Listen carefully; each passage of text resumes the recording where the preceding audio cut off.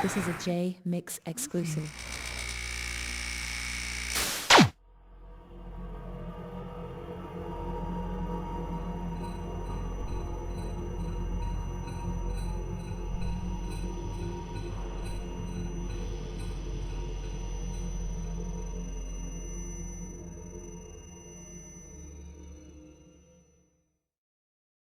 Hello, all. It's Jmix here, and I've got a West Coast legend on the line, the infamous Sibo. Hey, man, what's up, Sibo? Man, what's up with it, man? How you doing? Really appreciate you doing this. I'm going to go ahead and jump right into it. Who inspires you musically? Musically, probably my mom. My mom was a writer and a singer back in the days. That's where I got my writing skills from, my mom. At what age was it that you realized that the rap game is what you wanted to do for a living? Probably around 12 or 13. Look, I've been rapping for a long time, but following through, watching NWA and Ice Cube and LL Cool J and all them that was coming out around like the 85 area around there. And all my friends kept telling me, man, you can rap, man, you should make a record, you should make a record, you know what I mean? But I never thought it would happen, but it did. That's what's up. How did you get the name Sibo, and what does Sibo stand for? Sebo is short for cowboy. And cowboy was a name given to me by the gangs, you know what I mean? Because I used to have a six-shooter, little, big 357, so they start calling me cowboy.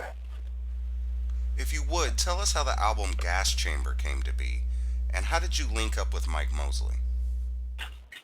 Well, at the time, I was fresh out of YA and just now starting to work on a fresh album, you know what I mean, trying to.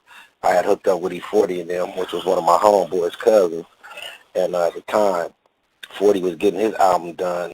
He was doing Federal with Studio Tone, and Tone was pretty much tooken up over there because, that was pretty much like the main producer over there. But Mike Mosley, he wasn't working. He was on the sideline. So I grabbed Mike. Me and him got together, and we came up with the Gas Chamber. Now, that is Mike Mosley's production across the whole album, right? Yep. Mike Mosley and Sam Bostic. Steady mobbing. Now, your first release of that album is what caught the attention of fellow Bay Area rapper Tupac. Can you tell us a little bit about learning that and 1994 Summer Jam? Well, the Summer Jam in Seattle. I was living in Seattle at the time, but I had left, go to the Summer Jam in California pretty much to go down and promote, and then Pac and all them was in Seattle. And one of my buddies called me and was like, hey, man, Pac on stage calling your name, talking about, hey, where you at, Seaboy? I know you out here, we'll come to the stage, woo, you know what I mean? So that's when I first knew that Pac was, knew who I was, for real, you know. Were you surprised by that? Hell yeah, hella surprised, you know. He was a legend, shit, bigger than me. You know what I'm saying? It's just, the feeling to know that other entertainers bigger than you are listening to you. You know what I'm saying? So, Something I always wanted to know. Is it true that Tupac gave the Outlawz your CD for them to study?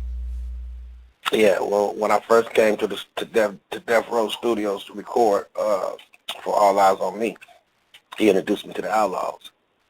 And he told him, he said, man, what did I do when I got you? What's the first thing I did when I got y'all? And they said that he gave us a Sebo CD and said, study this dude right here. You know what I'm saying?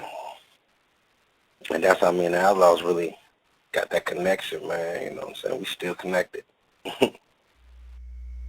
Sibo, how did you first meet Tupac? The guy, man, Pac was for the video shoot. When I first came down for the video shoot, yeah. So we was all at the La Montrose Hotel checking in. I was checking in my hotel room. And I had a gas chamber hat on, E40. Everybody was all in the lobby.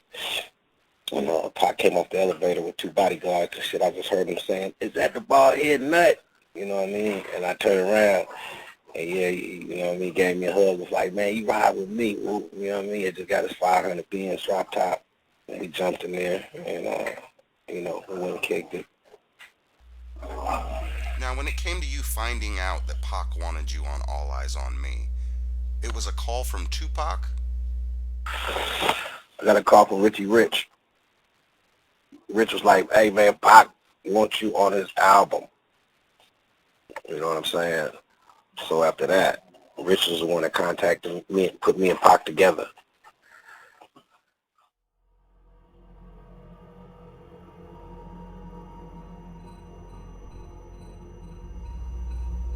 Hey y'all, it's Jmix here. I just want to tell you I got much more to come with SIBO, so keep it locked right here, and I'll see everybody on the next upload. One love, everybody.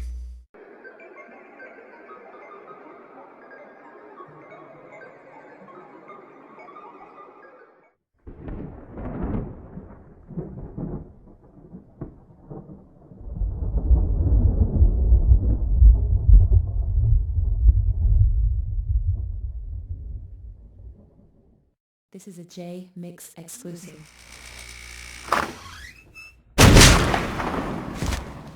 What up, shut up?